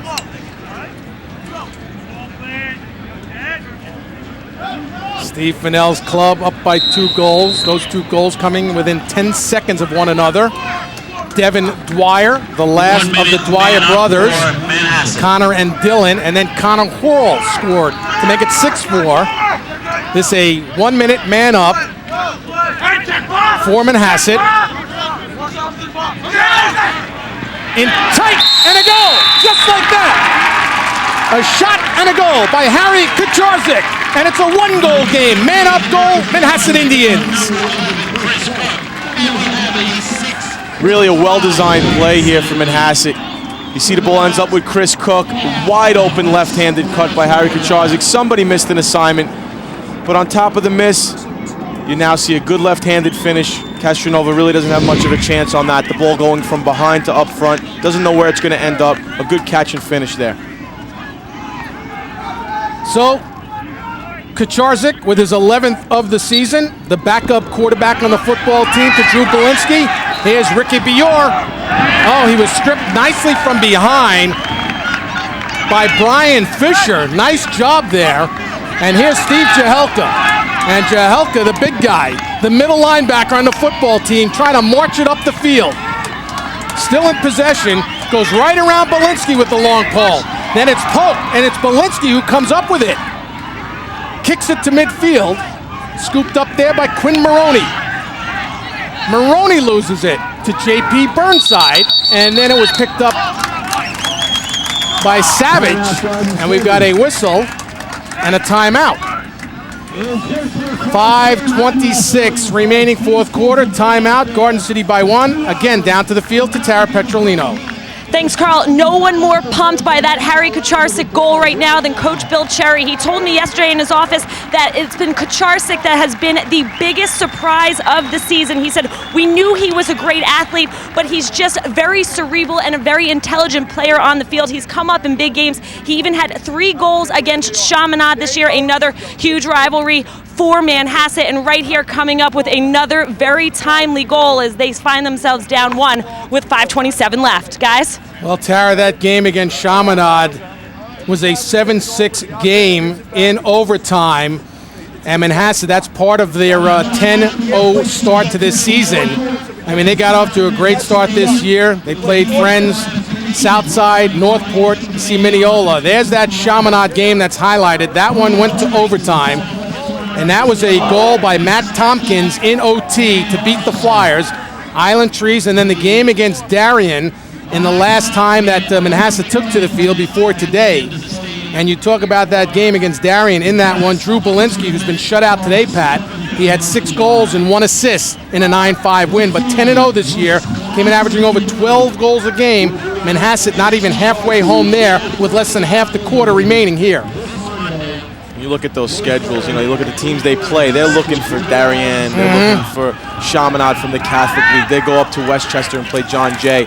These are all great programs. You have to prepare by playing the best. So you have your league schedule, and then you try to put yourself up against the best non-league schedule you can find to prepare you for the end of the game, where they know they're going to be in those Long Island championships, and then ultimately, if everything works out, in state championship situations. So we've got a 1-goal game now. Garden City in possession, up by that tally. We come down to 5:10 left in the 4th.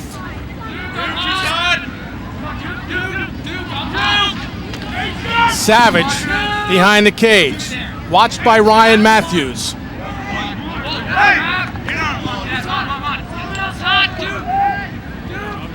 Savage got inside, throws the pass out. Up top it goes Patrick Berkery. Here's Matt Montgomery. If you're Garden City, you're in no rush. You're not looking to make a turnover here. Going to control the ball, primarily against short sticks. There's Montgomery, quarterback of that football team, perfect 12-0, Rutgers Cup champs. Is this going to be a turnover? It is. Looking up the field. What a great effort. Flag is down. 2 flags are down. A second one just came down. Great job by Chris Cook trying to kick the ball over to his teammate. Boy, Cook is one heck of a lacrosse player for Bill Cherry's team. This is Harry Kacharczyk making a good play on a loose ball. Tough pass. Chris Cook tries to get to it. And then really kind of a head-to-head going through the ball. Sitting it down is Steve Jahelka, number 42. Verbal to Harvard. Man up, 60 seconds. Last time Manhasset was a man up, scored a goal. Can they do it 2 straight times and tie the game? Clock has less than 4 minutes to play in the 4th.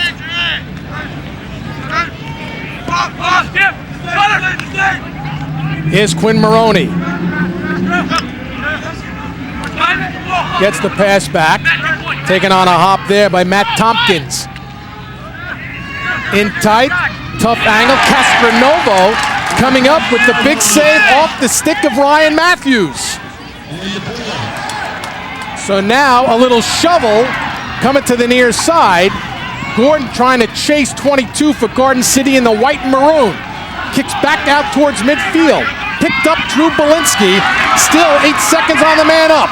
Belinsky in control. Foreman has it down by 1. Coming down to 3 minutes remaining in the 119th renewal of the Woodstick. Shot by Patrick Maroney went wide. Backer is there. Man up situation is over. Team's at full strength with 3:04 left. Obviously, that's a huge penalty kill for Garden City at this point in the game. Up a goal. 1 minute penalty. They're able to kill it.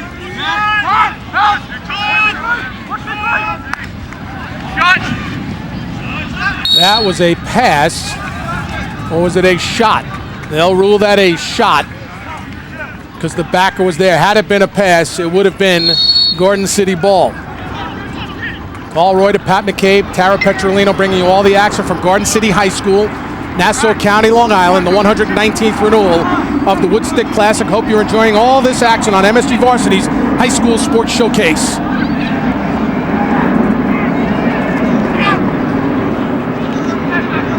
Holding is Maroney. Maroney in front, drop off. Tompkins never really released that shot. Faked out on Castronova and pulled it back. There's Patrick Maroney. Pushed off the play by Kevin DeShilly. Coming down to 2 minutes remaining in this game. Turning the corner. Losing it was Belinsky. Brian Fisher had made that strip. Goes into the stick of the goalie, Alex Castronovo. Pat, you're Garden City. What are you doing right now with less than 2? Well, you want to make sure it is clear first of all, and then we'll probably see a timeout at some point once they get possession. Or maybe not. Here's Berkery with a blast. Oh, Morelli with another huge save. And we go back the other way with Kacharczyk. Kacharczyk was leading the charge. And a goal! Off the shot, Manhasset comes right back offensively, tied at 6. What a great job off that save. And Manhasset runs it right back up the field, and Chris Cook ties the game with a $1.29. Chris Cook with a good right to left move, puts it low. You see him put the move there on Burnside. He's able to get his left hand free and put it in. There's the transition kind of plays that open these games up. One down the other end when Morelli makes a huge save again, and then he turns it down the other end. Harry Kacharczyk in transition, head up, finds his open player. See Cook put the ball away. Leading scorer, Chris Cook, notch number 21. His dad, Kevin, All-American at Cornell. So Chris Cook, the senior who could finish as well as feed, just finished and tied the game. But now Garden City with a chance here, possession-wise, tied at 6. So Manhasset comes back from 2 down, had trailed 6-4, and now we approach the final minute in a tie game. Savage gives it up. Went to Berkery. You see Garden City now, they're trying to find the right matchup. Who's it going to be? Berkery's been good for them all day. He's able to go by people. He's been finishing the ball well. It looks like they're going to give him the opportunity. Montgomery off the spin, looking for room. Double team, still has it in his stick, then he's stripped. And he loses possession. Is that Ryan Lawler? Yes, it is.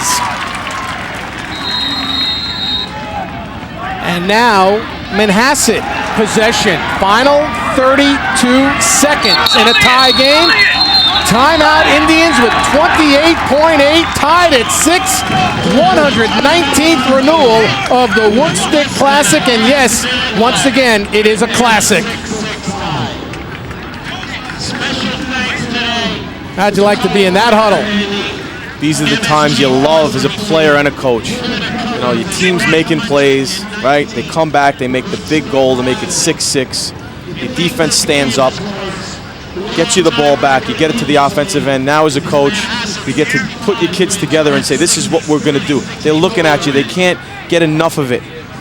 Everyone's ears are, you know, tuned in. What are we gonna do? Everyone's looking to know, am I gonna be the guy who can make the play to put us over the top? Pat, we have the timeout, so Glenn, let me just thank the 2 guys that really fed us all this information. Bill Cherry in the huddle from Manhasset and Steve Fennell, the coach for Garden City. They were extremely helpful in getting us ready for this game. And it has turned out to be a beauty of a game as well. So Nancy Calavis, the AD here at Garden City, she's been walking around all over the place because there's lots of people on her grounds today.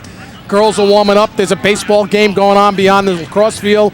Fans have been treated in 90-degree temperatures to a great game between 2 great programs.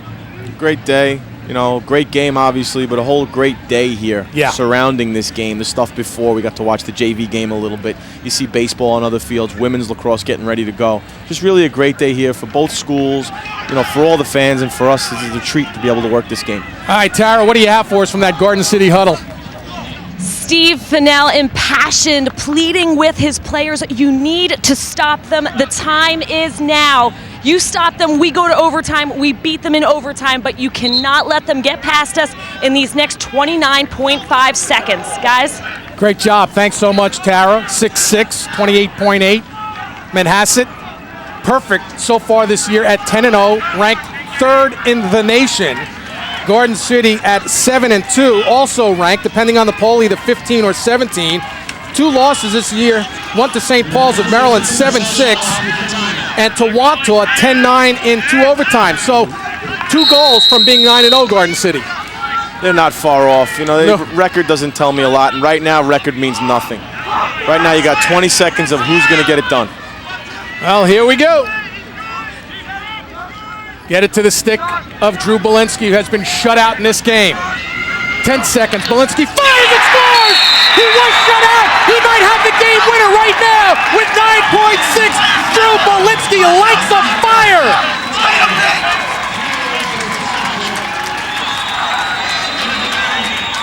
Really a well-orchestrated play here from the Manhasset sideline. You see a little pick there by Harry Kacharsik. Frees Belinsky up. You see Kacharsik set the pick. Frees Belinsky up with that big, strong left hand he likes so much, and he puts it away. Really his best opportunity to score all day long, and he took full advantage of it. His team leading 24th. Connor Horrell off the face, throws it on net. Morelli made the save. He clears to midfield. Clock winding down. Here's a final shot, and the horn sounds, and the Woodstick Classic was a classic, 7-6 in favor of Manhasset.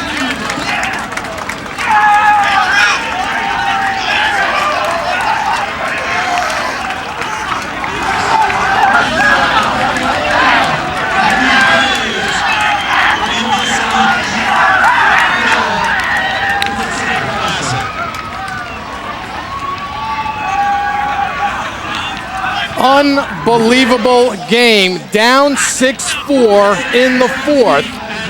Pat McCabe, Manhasset rallies and scores 3. The last one, the game winner by Drew Belinsky, was shut out all day long, and then with 10 seconds left, he pops home a rocket of a shot.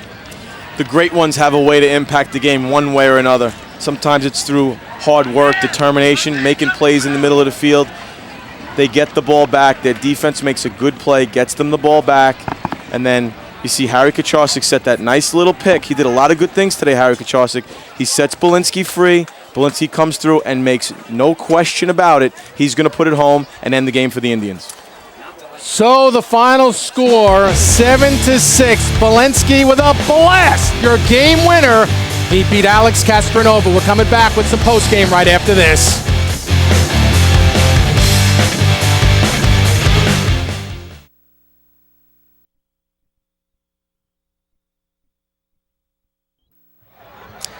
It was a barn burner of a game. Manhasset comes down from 6-4 to win it in the closing seconds, 7-6 over Garden City. The guy who scored the game-winning goal is standing by with our Tara Petrolina. He's our MSG Varsity Player of the Game. That's Drew Belinsky. Tara? Thanks, Carl. Drew, you waited all game to get the first, only, and game-winning goal. When it left your stick, did you know it was good?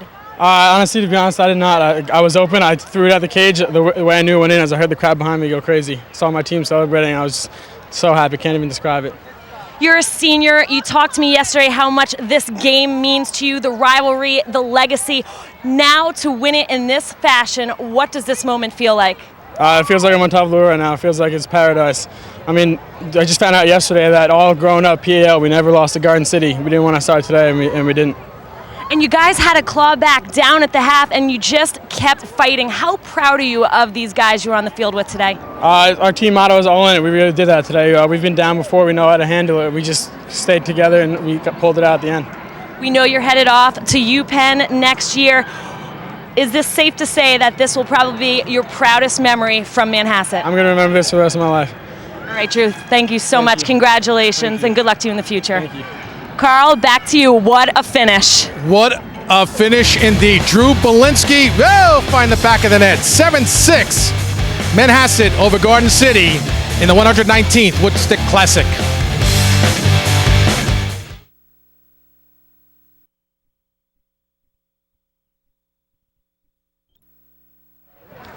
Continued post-game celebration here for Manhasset after defeating Garden City 7-6 in the 119th Woodstick Classic. I am joined right now by Manhasset's goalie, junior Frank Morelli. Frank, what a finish. What can you say about how intense this game was today? It's a long rivalry. We've been playing these kids since like kindergarten, and it's 500 about, but we came up big today.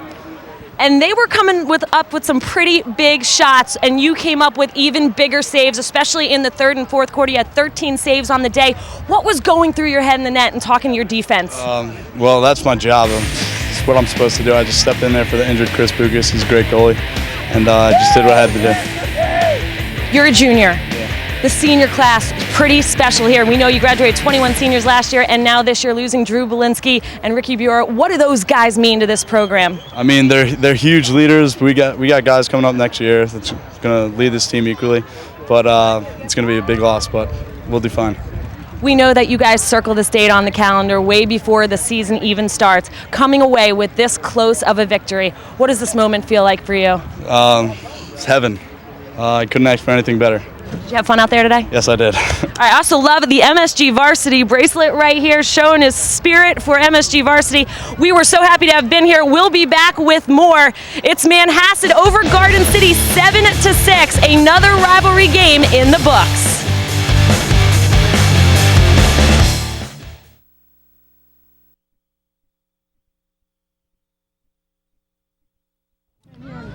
Well, this was a barn burner of a game. Manhasset wins it in the closing seconds, 7-6 over Garden City, 119th renewal of the Woodstick Classic. Carl Reuter now with Pat McCabe. And Pat, it was 6-4 in favor of Garden City in that fourth quarter, and all of a sudden Manhasset comes storming back. What was the difference? Well, Manhasset answers the bell and puts some goals up, but really it was Frank Morelli in the goal, if you ask me. few real strong opportunities for Garden City in tight, good hands-free shots. He was equal to the task, and he got them going, gave him an opportunity to get back in the game. You know, you talk about Frank Morelli. He's the number 2 guy all season long. Chris Bucas got hurt in that Darien game, had some ligament damage, some meniscus problems. He's out for the season, and I think Bill Cherry says, you know what? I think we're okay in goal with Morelli right now. Well, if I'm Bill Cherry, I'm pretty happy with my options right now. But it shows you that guys have to be ready. Guys have to be prepared to step in. Frank Morelli's ready to step in off Bucas' injury, and he does a good job for them. How about Drew Belinsky? We highlighted him at the top of the show. Really didn't hear much from him. He was catching passes, making some checks, doing his things, but he's a scorer. He's a finisher. He didn't finish until the final 10 seconds, but that's when it counts. He finished the game is what he did. He did a nice job, look, all day long, not going terrific for him, not a lot of opportunities. A real good Garden City defense did a nice job on him, but you have to account for him for 48 minutes, and they probably about 10 seconds they left out, and he answered. Take a look at the game summary in this. The final score on the board, 7-6 in favor of the Indians from Garden City, who now improved to 11-0. You see what Frank Morelli, what Pat and I were talking about, 14 saves. How about 7 goals scored by 7 different players? You talk about a team that knows how to spread the wealth. That's what Manhasset did today. The final score, Manhasset wins it by the count of 7-6. The executive producer of MSG Varsity's High School Sports Showcase is Mike Lardner. Senior coordinating producer, Marty Ehrlich. The coordinating producer, Brian Butler. Our producer, Russ Relkin. Directed by Eric Abram. Our Vice President of Operations, Sean Kennedy. Our technical director was Mark Liu. So for Pat McCabe, Tara Petrolino, the entire MSG Varsity High School Sports Showcase team, I'm Carl Reuters saying once again the final score, Manhasset 7, Garden City 6. We'll see you next time on MSG Varsity's High School Sports Showcase. Good afternoon from the 119th renewal of the Woodstick Classic from Garden City, Long Island. We'll see you next time on the Showcase.